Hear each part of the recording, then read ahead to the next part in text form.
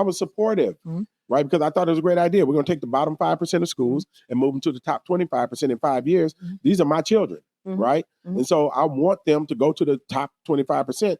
But it did not. I think that was just the marketing and the public relations and the spin, right? And then here's where I learned that, wait a minute, this is not what y'all said y'all were going to do.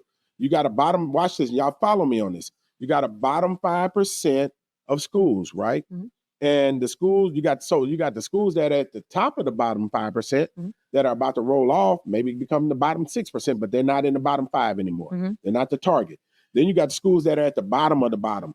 One of those schools was Hanley. So I'm giving you an example. Hanley at the bottom, let's say Raleigh Egypt at the top, right? And so now Hanley only has the capacity for 200 students, right? Raleigh Egypt has the capacity for 1,500.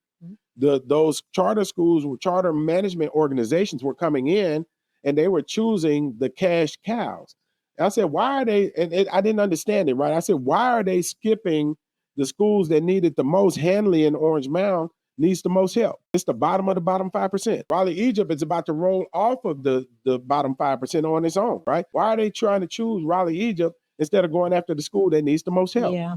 And then I found out they were receiving $10,500 per head. And I said, wait a minute. Hold up, y'all. Hold on. They're receiving $10,500 per Black and brown child. So now it makes sense to me why you're not going after the school that needed the most, which is Hanley, that only has 200 students. Because if you multiply 200 times $10,500, what's that?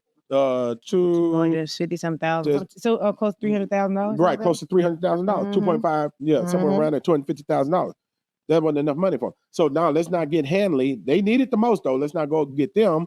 Let's go get Raleigh Egypt, who has 1,000 students, but the capacity for 1,500. Now let's do the math. 1,000 students times $10,500 per head is $1.5 million. And so I was like, wait a minute. So this is not really about education.